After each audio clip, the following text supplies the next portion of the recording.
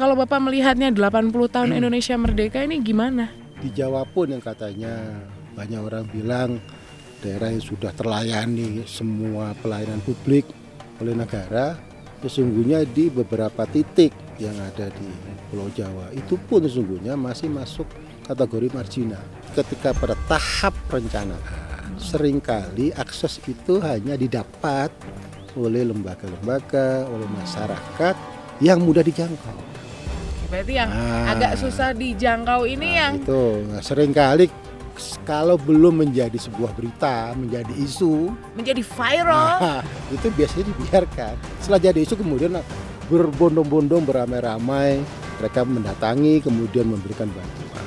Melihat wajah-wajah anak-anak kita yang masih usia-usia sekolah itu, semangat mereka luar biasa.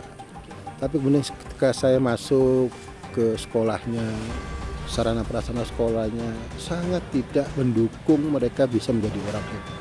Padahal selalu disampaikan oleh siapapun, negeri ini, bangsa ini merdeka, tujuan utama adalah mencerdaskan kehidupan bangsa. Sejahteranya sudah terasakah? Ya, sejahtera itu kalau secara anggaran bisa kita lihat dari apakah ada peningkatan bantuan sosial. Oke. Indonesia ini trennya tahun-tahun ke belakang ada peningkatan anggaran bantuan sosial. Berarti harusnya tuh? Ya berarti memang kesejahteraan belum bisa kita raih sepenuhnya kan gitu. Ke depan harus kita pikirkan bagaimana rakyat kita itu punya penghasilan sendiri. Nah, bukan penghasilan yang karena disiapkan oleh negara.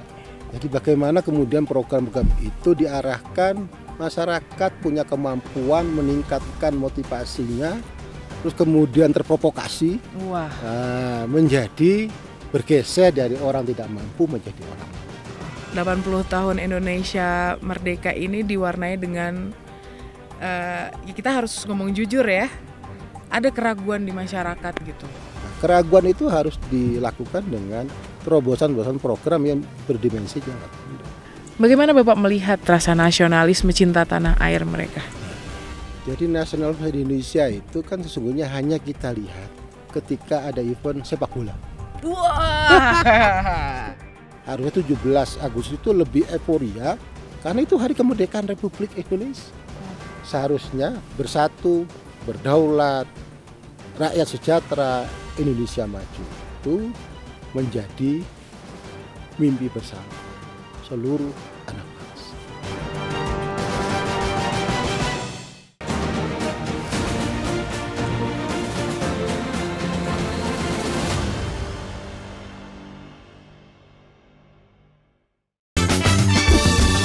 Hai, kamu lagi di Sudut Dengar Parlemen. Hai, kamu sedang mendengarkan dan menyaksikan Sudut Dengar Parlemen, tentunya sama Nadia Kanaya. Well, kita lagi ada di tempat yang luar biasa untuk Sudut Dengar Parlemen yang spesial. Spesial apa? 80 tahun Indonesia Merdeka. HUT RI yang ke-80 tahun. Momen yang sangat tepat untuk kembali merefleksikan 1 tahun ke belakang kita sudah melakukan apa untuk Indonesia. Sudah berbuat banyakkah atau masih dalam proses? Kita bahas juga apa yang sudah dilakukan beliau sebagai anggota DPR RI di dapilnya. Sudah ada Bapak Nur Purnomo Sidi menemani saya. Selamat pagi. Selamat pagi, cerah ceria luar biasa ini. Lumajang indah. Ya. Ranu dan eksotik. Ini kita di Ranu. Di Ranu Regulo, salah satu ranu yang ada di kaki Gunung Semeru. Ini masih bagian dari Pulau Jawa. Yang katanya pembangunannya Jawa sentris nih. Kalau di Indonesia tuh orang banyak bilang Jawa sentris nih. Tapi kemarin Bapak kan sudah melihat ya kan, kemarin pada ngelihat di Reels, di short dari Sudut Dengar Parlemen, gimana perjalanan Nadia sama Pak Nur Purnomo Sidi melihat kondisi. Kalau Bapak melihatnya 80 tahun Indonesia merdeka ini gimana? Berkaca dari Lumajang ini. Ya, kemajuan sudah ada. Kemajuan sudah ada. Tapi memang kemudian itu belum merata. Ya. Jadi di Jawa pun yang katanya banyak orang bilang daerah yang sudah terlayani semua pelayanan publik oleh negara. Sesungguhnya di beberapa titik yang ada di Pulau Jawa itu pun sesungguhnya masih masuk kategori marginal. Artinya yang belum mendapatkan pelayanan yang layak. Terutama misalnya dalam isu-isu pendidikan. Ini padahal bukan 3T kan? Bukan termasuk 3T ya? Lumajang sudah keluar dari 3T. Ya. Jadi, tapi tadi itu di dalam daerah yang sudah keluar dari daerah 3T masih banyak titik-titik marginalnya tadi. Yang belum terakses pelayanan yang maksimal oleh pemerintah, khususnya pemerintah daerah. Tapi kalau pembangunan sendiri sebenarnya kalau kita lihat Pak, ini dari satu titik aja di Lumajang sendiri. Sebenarnya pembangunan itu sudah seringkali turun nggak program-program pemerintah menyentuh langsung? Ya, kalau kita bicara perencanaannya, kita bicara proyeksi yang disusun oleh pemerintah baik pusat maupun daerah, sesungguhnya itu memang diarahkan untuk menjawab problem-problem itu. Nah, cuma ketika pada tahap perencanaan, seringkali akses itu hanya didapat oleh lembaga-lembaga, oleh masyarakat yang mudah dijangkau. Berarti yang agak susah dijangkau ini yang itu seringkali kalau belum menjadi sebuah berita, menjadi isu, menjadi viral, itu biasanya dibiarkan. Setelah jadi isu kemudian berbondong-bondong, beramai-ramai, mereka mendatangi kemudian memberikan bantuan. Nah, termasuk yang misalnya di Ranpan itu ada amphitheater. Dulu amphitheater ini kan kita harapkan membuat kebudayaan masyarakat Tengger ini maju. Lebih dari hampir 7 miliar dana dikeluarkan untuk itu. Tapi ternyata setelah dibangun dengan euforia yang luar biasa sampai menteri pun datang, nah, setelah itu dibiarkan rusak. Nah, sehingga kemudian itu tidak mengakibatkan kebudayaan masyarakat Tengger itu betul-betul bisa dilihat, dirasakan dan dinikmati oleh seluruh masyarakat yang ada di Indonesia. Berarti belum ada harusnya ada pengembangan lebih lanjut, kemudian dicek kondisinya setelah dibangun.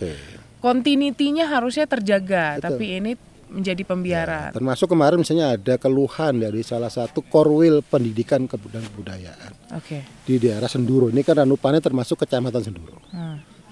Dia bilang, saya ini harus setiap hari keliling melihat fasilitas pendidikan yang ada ke Kecamatan Senduro, tapi tidak ada dana operasional yang disiapkan oleh pemerintah untuk mendukung agar saya bisa maksimal melakukan pengawasan terkait dengan di isu kebudayaan dan pendidikan.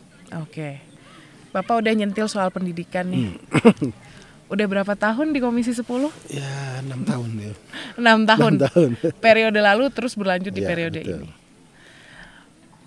Sedih gak sih Pak ngelihat kondisi 80 tahun Indonesia merdeka, bukan umur yang pendek sebenarnya. Kita berkaca dari pendidikan, masih ada yang belum bisa jangkau oleh pendidikan.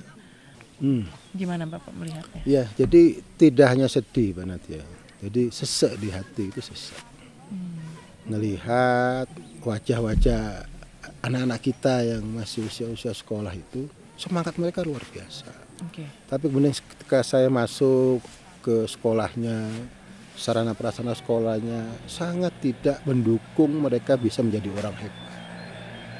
Tenaga pendidiknya masih yang statusnya itu masih banyak yang masih honorer, masih sukarelawan. Jadi kesejahteraannya belum jelas. Dari gambaran itu saja kita sudah bisa mengukur kira-kira outputnya nanti seperti apa. Padahal selalu disampaikan oleh siapapun, negeri ini, bangsa ini merdeka, tujuan utama adalah mencerdaskan kehidupan bangsa. Itu amanat kemerdekaan Republik Indonesia, mencerdaskan kehidupan bangsa, bukan membangun demokrasi, bukan, mencerdaskan kehidupan bangsa. Itu menjadi hal utama yang harus direalisasikan. Kenapa kemudian seluruh pejuang-pejuang kemerdekaan Indonesia itu memproklamasikan kemerdekaan? Itu ada di pembukaan Undang-Undang Dasar kita. Tapi kemudian faktanya itu tidak kita wujudkan sebagai generasi penerus. Kita belum mewujudkan cita-cita. Berarti Bapak setiap kali turun ke lapangan, ke Lumajang, ke Jember, itu rasanya kayak membawa beban yang tidak terselesaikan. Nah, karena itu kadang-kadang saya coba cari cara lain lah. Tanpa melalui pemerintah, tanpa melalui fasilitas negara itu, kita ajak beberapa teman-teman saya yang punya sesuatu yang kemudian kita bisa berikan bantuan secara cepat. Karena kita tidak bisa menunggu ritme setahun sekali, kemudian ada pengajuan atau segala macam. Gimana soal gap pendidikan yang ini ada sekolah rakyat, ada banyak program-program dari Pak Presiden yang sebenarnya bagus, tapi apakah itu bisa nantinya benar-benar menipiskan gap pendidikan itu ke depan? Ya. Jadi sesungguhnya program sekolah rakyat, program sekolah Garuda itu satu hal yang sangat baik. Karena tujuannya adalah satu, agar bagaimana orang miskin itu punya pendidikan yang baik sehingga dia bisa jadi orang kaya. Kan gitu. Kemudian sekolah Garuda, bagaimana anak-anak kita siapkan untuk bisa masuk ke perguruan tinggi di internasional. Nah, cuma problemnya tracknya ini dibuat yang berbeda. Kita udah punya track, namanya pendidikan nasional, kita ada sudah mulai Indonesia merdeka sampai sebelum ada program itu udah ada tracknya. Ya, tapi tiba-tiba ada program yang di luar track. Nah, pertanyaannya, seberapa panjang nanti track itu akan dilalui? Apakah kemudian ini akan ada kesinambungan? Jangan-jangan ganti presiden, ganti lagi. Kita masih mau membahas lagi, karena permasalahan itu bukan hanya pendidikan, kesejahteraan rakyat sesuai dengan slogan HUT RI yang ke-80 ini menjadi hal yang poin yang diutamakan. Nah, apakah yang masih ada di Pulau Jawa yang katanya Jawa sentris ini juga masyarakatnya sudah sejahtera? Kita jawabnya nanti di segmen kedua. Jadi jangan kemana-mana, tetap di Sudut Dengar Parlemen spesial HUT RI ke-80.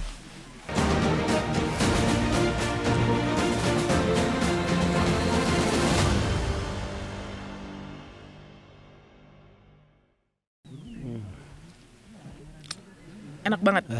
Paling tepat adalah ngopi di suasana yang sejuk, dingin-dingin kayak gini, kopinya panas. Buat kepala jadi cemerlang. Cemerlang ya. Secemerlang dengan hal-hal yang mau kita obrolin. Dan soal kita impikan bersama. Iya. HUT RI ke-80 yang temanya adalah bersatu, berdaulat, rakyat sejahtera, Indonesia maju. Rakyat sejahtera ini menjadi headline di tema HUT RI yang 80 tahun. Sejahteranya sudah terasakah? Ya, sejahtera itu kalau secara anggaran bisa kita lihat dari apakah ada peningkatan bantuan sosial. Nah, Indonesia ini trennya tahun-tahun ke belakang ada peningkatan anggaran bantuan sosial. Berarti harusnya tuh? Ya, berarti memang kesejahteraan belum bisa kita raih sepenuhnya kan gitu. Tapi kita harus juga ajukan jempol ke pemerintah. Artinya kemudian pemerintah pun tidak membiarkan masyarakatnya miskin. Masyarakat tidak sejahtera.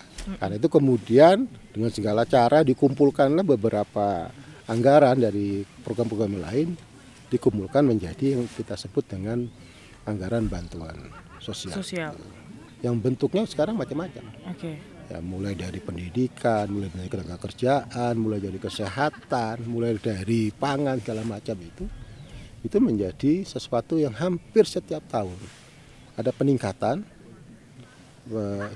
anggaran bansos itu. Walaupun sesungguhnya menurut saya ke depan harus kita pikirkan bagaimana rakyat kita itu punya penghasilan sendiri.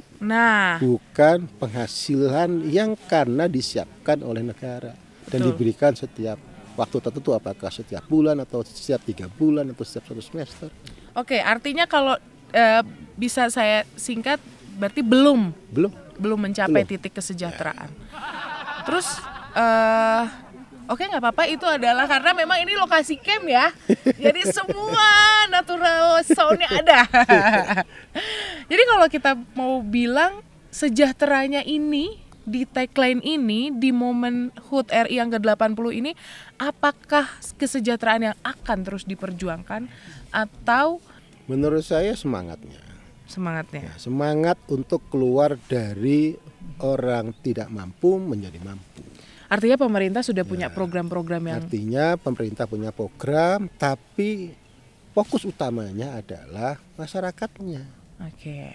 Jadi bagaimana kemudian program-program itu diarahkan masyarakat punya kemampuan meningkatkan motivasinya, terus kemudian terprovokasi, Wah.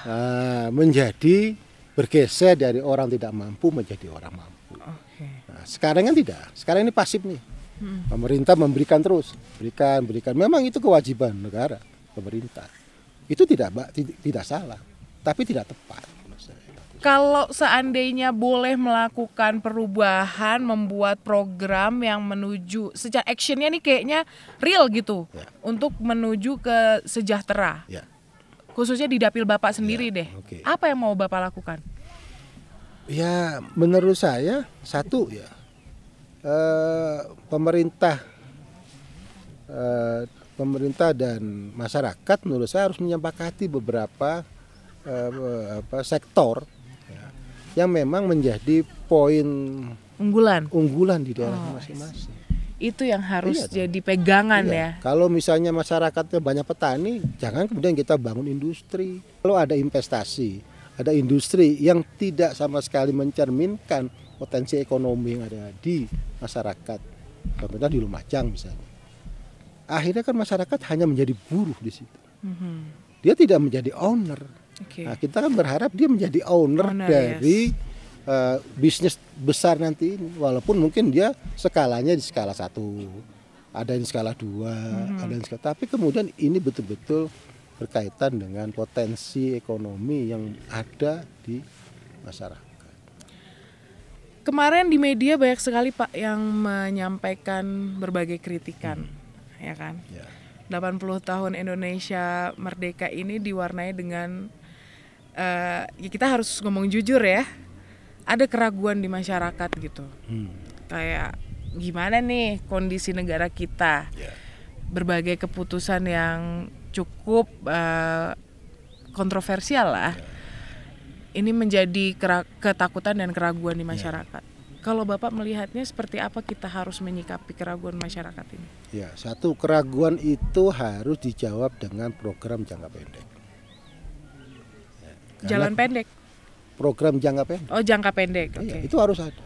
Jadi misalnya keraguan nih, kita ragu nih sama negara ini bisa membuat lapangan pekerjaan yang lebih banyak, bisa menampung orang-orang Indonesia bisa bekerja kan. Itu kan tidak bisa gitu. Oke, tunggu ya 5 tahun lagi kan nggak. Yes. Kalau gitu pasti mereka sama aja kan. Nah, keraguan itu harus dilakukan dengan terobosan-terobosan program yang berdimensi jangka pendek. Nah, contoh misalnya ketika banyak orang tidak bekerja, investasi turun dari luar negeri misalnya gitu. Satu-satunya cara adalah bagaimana kita punya banyak lembaga keuangan. Ya. Nah, bagaimana kemudian lembaga-lembaga keuangan ini didorong untuk bisa membiayai usaha-usaha yang memang ada dan itu berkembang di masyarakat, sehingga yang awalnya cuma 1 orang bisa jadi 3 orang. Nah, ini terapi ini menurut saya akan mengikis keraguan. Ternyata pemerintah cepat, tepat, taktis, segera menjawab problem dari masyarakat yang tidak punya pekerjaan dengan cara memberikan misalnya pembiayaan. Gimana dengan membangkitkan rasa nasionalisme? Banyak hal yang masuk nih dari kebudayaan luar maupun dari media sosial yang begitu masif. Nah, kita jawabnya tapi di segmen ketiga. Jadi jangan kemana-mana, tetap di Sudut Dengar Parlemen Spesial HUT RI yang ke-80 dari Lumajang.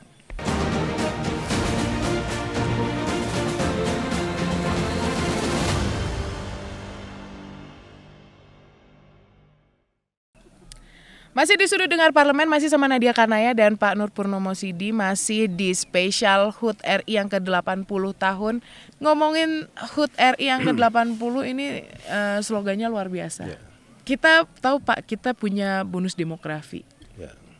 Tujuan yang diutamakan kalau dari pemerintahan Pak Presiden ini juga ada memfokuskan soal Indonesia Empas 2045. Ya. Bagaimana untuk meraih itu dengan bonus demografi, dengan tantangan yang luar biasa secara global, kemudian kita juga harus mengatur optimisme masyarakat, menghidupkan itu semua. Ini bukan hal yang mudah. Ya. Kalau Bapak melihatnya seperti apa? Apa yang action yang harus dilakukan untuk mengembalikan? Ya. Bonus, kalau kita bicara bonus ya. Bonus tuh biasanya enak loh. Iya dong. Kalau kita bicara bonus berarti kan ada sesuatu yang kita kerjakan sebelumnya dan itu nilainya bagus, Yes. 100 lah kan kita nilai.